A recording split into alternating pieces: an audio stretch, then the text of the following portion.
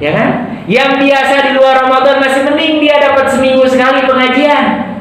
Ramadan karena nggak ada pengajian, keimanannya lemah, malah sama sekali Al-Quran dibaca juga tidak, hadir pengajian juga tidak ada kesempatannya.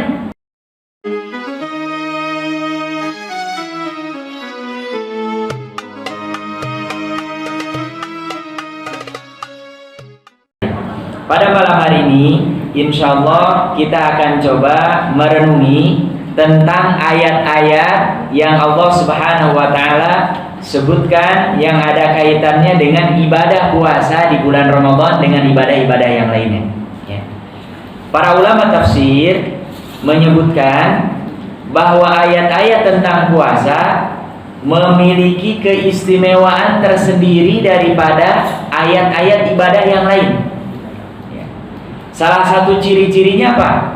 Kalau ibadah-ibadah yang lain itu ayatnya lompat-lompat, pindah-pindah, ya, nggak dihimpun di satu tempat.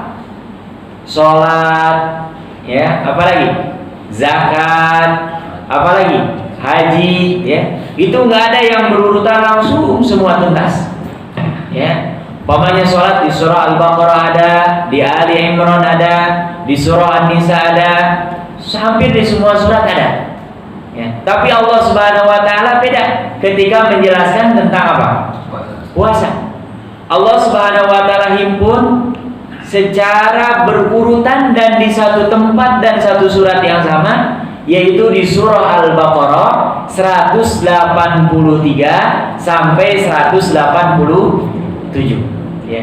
Seakan-akan Allah Subhanahu wa Ta'ala ingin mengatakan kepada kita bahwa kita ini sedang melaksanakan penataran terpanjang sedunia 30 hari. 30 kali 24 jam berapa? Gak ada penataran, ya.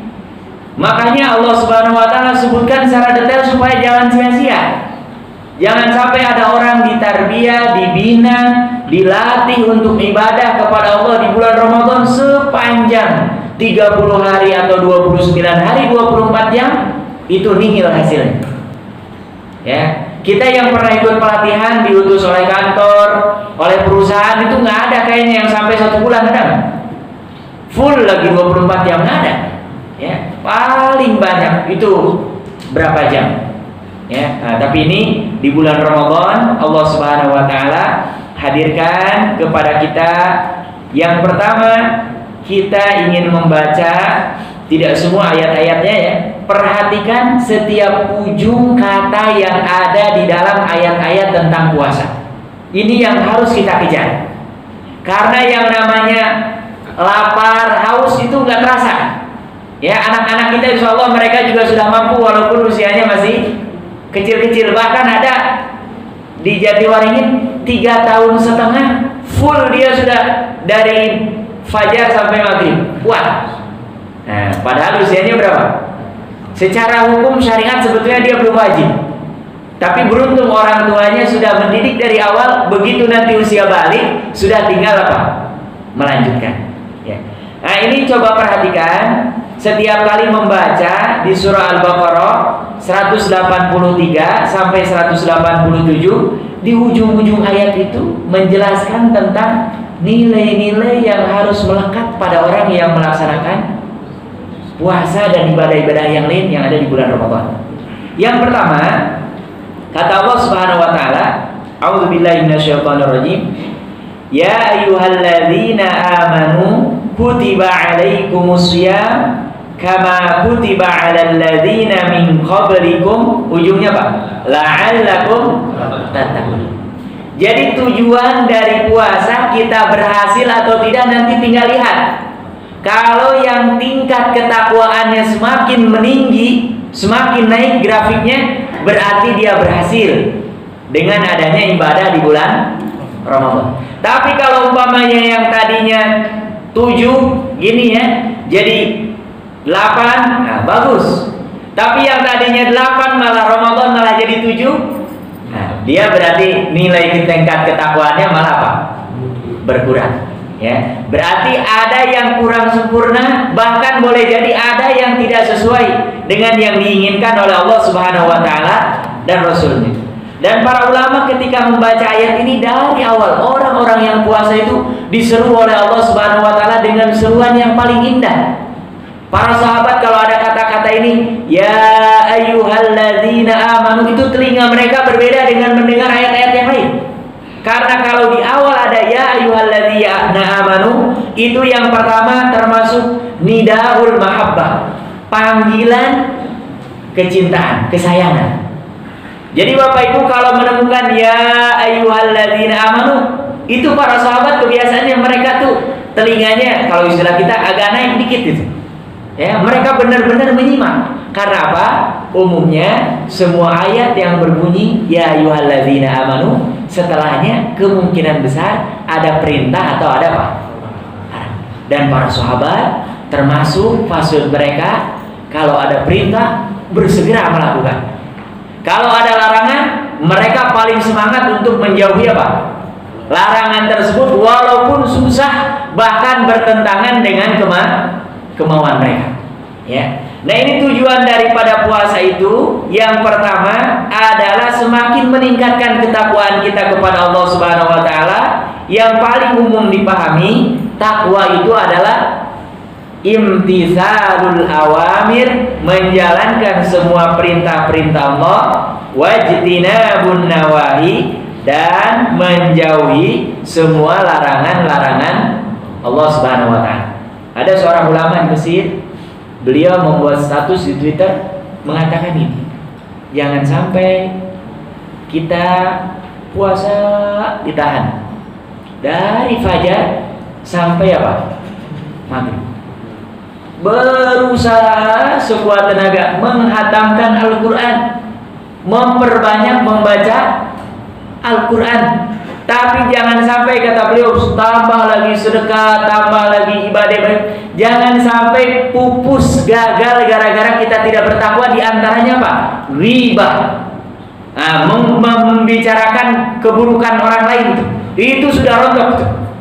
Ya. Dan yang kedua, kata beliau, al-kadzib, dusta. Karena memang diancam oleh Rasulullah SAW, tidak ada nilainya orang yang menahan lapar haus dan tidak hubungan suami istri, tapi dia masih qaula zur, sering apa? Menipu orang, berdusta kepada orang, apalagi menggunjing orang, apalagi naudzubillah ya, menjual nama orang, menjelek-jelekan kehormatan orang. Ini di hadapan Allah Subhanahu wa taala, dia walaupun puasanya tetap secara fikih sah, tapi nilai ketakwaannya sangat apa? Makanya puasa semakin banyak yang ditahan, semakin apa? Baik, tahan lisan kita, tahan pendengaran kita. Nah, insya Allah ini termasuk dalam program i'tikaf seperti ini akan banyak yang lebih tertahan. Beda dengan kalau kita tidak apa? I'tikaf yang namanya di rumah, yang namanya di tempat-tempat lain, itu kemungkinan besarnya untuk mengajak kita kepada ketidaktakwaan itu banyak. Ya. Nah, jadi ini di ayat yang pertama saya mengingatkan diri sendiri, lihat nanti, bercermin, ya, dan selalu manhaj para sahabat, apapun mereka yang pertama dilihat sendiri. Yang umum orang pakai malah ada ayat selalu dipakai untuk ukur orang. Oh, ini nih dia orang munafik. Oh, ini dia orang kafir. Para sahabat itu manhajnya ketika membaca ayat-ayat tentang surga, mereka rindu luar biasa berharap kepada Allah, mudah-mudahan termasuk apa? Penghuni surga. Kalau ada ayat-ayat tentang neraka, mereka sangat takut dan khawatir. Padahal sebagian di antara mereka sudah jelas-jelas ada yang mendapatkan jaminan surga, dijauhkan dari api neraka dari siapa? Rasulullah SAW. Ada ayat-ayat tentang kemunafikan, itu mereka, ya Allah, mudah-mudahan ya Allah saya selamat daripada apa? Kemunafikan. Karena boleh jadi orang lahirnya tidak, tapi di hadapan Allah maka termasuk ke dalam list orang-orang yang apa? Munafik. Nauzubillah. Ya, makanya ini yang pertama, Ramadan dengan segala ibadah yang ada di dalamnya harus membuat kita semakin apa? Bertakwa kepada Allah Subhanahu wa taala. Kemudian di ayat yang 184, ya, di ayat yang 184 kata Allah Subhanahu wa taala, Ramadan ini enggak lama. Ya, nggak lama, hanya apa? Ayyamam ma'dudat, hari-hari yang terbilang, terhitung, ya. Dan bulan Hijriah itu selalu hitungnya gampang. Kalau nggak 29, 30 udah nggak ada lagi, ya. Makanya kalau ada orang perbedaannya puasanya jauh tuh, ada seminggu sebelum kita sudah puasa, atau umpamanya seminggu setelah kita masih puasa mereka sudah lebaran. Nah ini untuk mencarikan dalilnya susah. Karena apa? Kalender Hijriah kalau masih selisih sehari itu masih mungkin. Perbedaan terbit mungkin. Atau di sini hilal terlihat, di sana nggak terlihat masih mungkin. Tapi kalau bedanya lebih dari sehari, nah ini cara menghitungnya gimana? Karena dalam hitungan kalender Hijriah selalu kalau 29 tidak nampak, genapkan 30, maka sudah masuk bulan yang baru. Bukan hanya Ramadan, bulan-bulan yang lain, baik bulan Rajab, bulan Sya'ban, bulan Syawal, ya, bulan Dzulqa'dah, Dzulhijjah, seperti itu. Ya. Jadi Ramadan ini nggak lama, hanya ayat hitungan. Ya. Yang namanya hari yang terhitung berarti selalu lebih sedikit. Ya. Ini kita jatah liburan kita banyak apa sedikit? Nah, kalau dihitung setahun sedikit, ya. Tapi kalau dihitung dengan mereka yang nggak pernah libur sudah banyak, ya kan? Karena ada yang kerja malah nggak pernah libur sama sekali, ya. Nah, ini kata Allah Subhanahu Wa Taala, Ramadan kita ini hanya ayyam ma'dudah. Makanya termasuk di ujung ayatnya yang kedua, selain bertambah ketakwaan kepada Allah Subhanahu Wa Taala, wa antasumu khairul lakum in kuntum ta'lamun, ya. Ta'lamun itu sama asal katanya dengan ilmu. Jadi orang yang Ramadannya berhasil, ilmunya nambah. Ya, makanya jangan disalahpahami nih, karena kita tinggal di daerah Jabodetabek, hampir semua sebelum puasa umumnya, khususnya orang Betawi, ada program namanya tawakufan. Pengajian itu semua diistirahatkan dulu. Tujuannya untuk apa? Fokus memperbanyak membaca tilawah apa? Al-Quran. Yang lebih parah, pengajiannya ditutup, Al-Qurannya nggak pernah dibuka pula, ya kan? Yang biasa di luar Ramadan masih mending dia dapat seminggu sekali pengajian. Ramadan karena nggak ada pengajian, keimanannya lemah, malah sama sekali Al-Quran dibaca juga tidak, hadir pengajian juga tidak ada kesempatannya. Nah ini rugi sekali. Justru di bulan Ramadan mestinya saya selalu mengingatkan, dengan membaca Al-Quran saja, itu insya Allah dapat ilmu. Karena para ulama menyebutkan ada di antara ayat-ayat Al-Quran yang bisa dipahami dengan fitrah. Semua orang yang sesuai dengan fitrahnya insya Allah akan paham kandungannya. Walaupun dia tidak paham secara detail asal katanya, sababun nuzulnya, karena itu hanya orang-orang yang belajar di bidangnya. Dan orang-orang yang belajar di bidangnya pun belum tentu apa? Paham. Tapi ada ayat-ayat tertentu, siapapun yang baca dan fitrahnya bersih sebagaimana ditakdirkan oleh penciptanya, insya Allah akan paham. Oh, ya Allah. Seperti halnya banyak kisah-kisah para sahabat, ya. Hamzah itu yang membuat dia masuk Islam justru karena dia gedek dengan kaumnya. Di antaranya apa? Masa Rasulullah SAW mereka berbuat zalim? Enggak, ya. Mereka menyerang juga enggak. Hanya dituduh Rasulullah itu katanya sahir, penyihir. Kemudian apa? Kadzdzab, pendusta. Kemudian mereka menganggap Rasulullah ini yang akan mengambil, yang punya jabatan, kedudukannya akan diambil oleh Rasulullah. Yang punya kekayaannya akan diambil oleh siapa? Karena saking dari awalnya takut, mereka sampai datang kepada pamannya Rasulullah, Abu Thalib. Tolong ingatkan anak pamanmu ini. Kalau dia mau kedudukan, kami beri. Bahkan ini kunci Ka'bah kita kasih, biar dia yang pegang. Kemudian kalau mau harta, tolong bilang berapa angkanya. Itu ditransfer nanti. Bahasa kitanya gitu. Tapi begitu ditawarkan kepada Rasulullah, dijawab tegas oleh Rasulullah apa? Ya ammi, wahai pamanku, kalaulah engkau simpan apa? Matahari sebelah tangan kananku dan rembulan sebelah tangan kiriku, dan engkau perintahkan aku untuk meninggalkan risalah yang sudah diturunkan oleh Allah Subhanahu wa taala, tidak akan pernah ditinggalkan untuk apa? Selama-lamanya. Ya. Akhirnya Hamzah itu lihat, di tahun-tahun menjelang ke-8, ke-9, bahkan di tahun ke-8 itu tahun-tahun yang sangat menyedihkan. Pamannya Rasulullah meninggal, istrinya Rasulullah Khadijah meninggal, ya. Padahal mereka ini termasuk yang membela mati-matian, menjaga Rasulullah SAW luar biasa dengan para sahabat. Itu masya Allah, orang-orang Quraisy mereka mengumumkan, bahkan ditempel pengumumannya di depan pintu Ka'bah, bahwa orang penduduk asli Mekah tidak boleh ada yang jual beli dengan pengikut Nabi Muhammad, nggak boleh. Bayangkan, di negara yang seperti itu kalau nanam susah, kalau nggak bisa beli, dapat makan dari mana?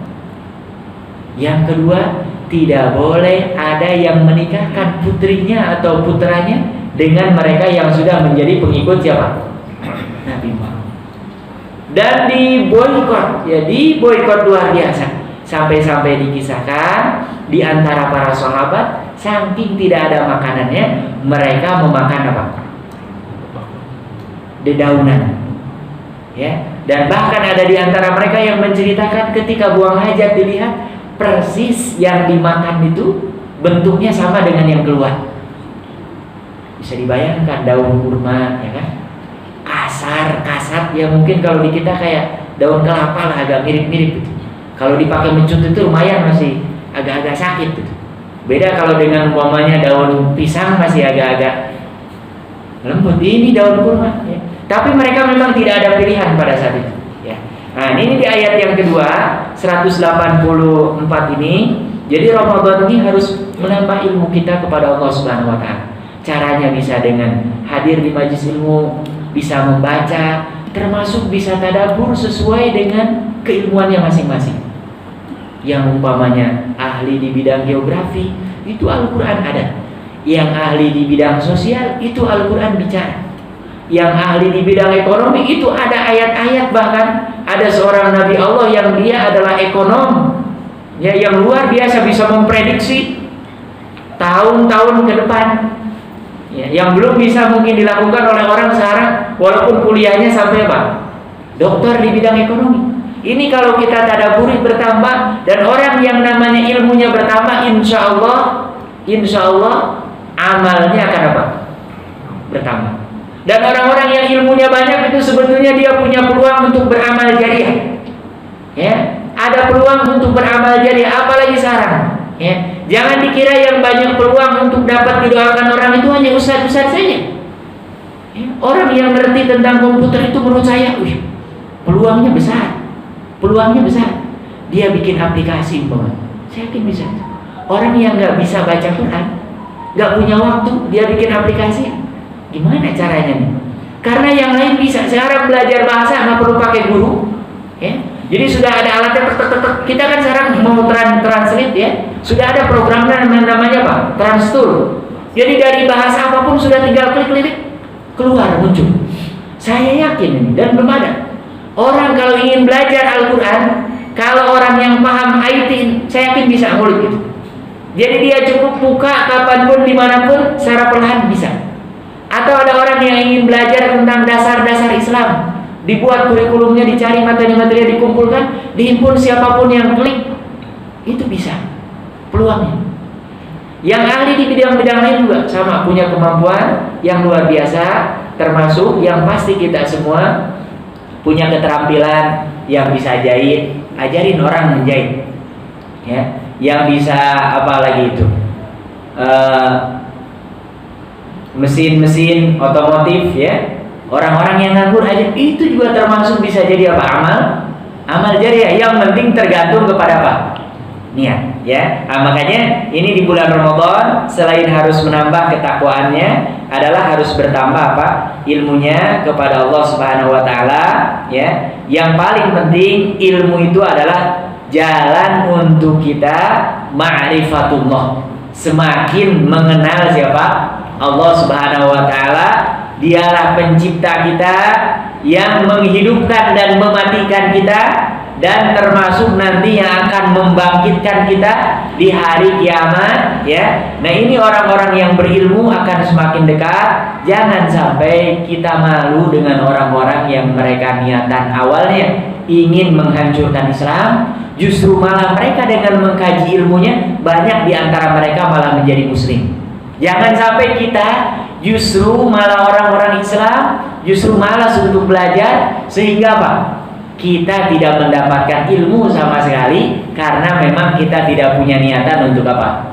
Belajar, ya. Jadi insya Allah baca, dengarkan, tadaburi, renungkan, ya. Bahkan ini ketika kondisi itikaf seperti ini, sebetulnya muhasabah perenungan ini akan sangat luar biasa. Dan selalu biasakan kalau kita di pesantren wajib punya buku-buku kecil.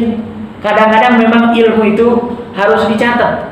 Jadi kadang-kadang ada ilmu-ilmu tertentu yang kalau nggak ditangkap dengan tulisan itu hilang, ketemu laginya itu susah, ya. Termasuk ketika kondisi-kondisi itikaf seperti ini, ada sebagian ulama yang menulis kitab itu sengaja mereka di 10 hari terakhir di bulan Ramadan datang sengaja di Masjid Nabawi. Dan mereka menulis dan menghatamkan kitabnya supaya apa? Mendapatkan ilham. Ilham itu gagasan. Ya, berdoa ya Allah, mudah-mudahan dengan keberkahan Masjidil Haram, dengan keberkahan Masjid Nabawi. Dan itu rata-rata kitabnya Pak, umurnya ratusan bahkan ribuan tahun dibaca dan bermanfaat untuk umat, ya. Nah ini kita sama di masjid ada renungan-renungan yang bermanfaat, catat, ya. Syukur-syukur kalau memang bisa diaplikasikan, ini akan bernilai pahala besar sekali di hadapan Allah Subhanahu wa taala.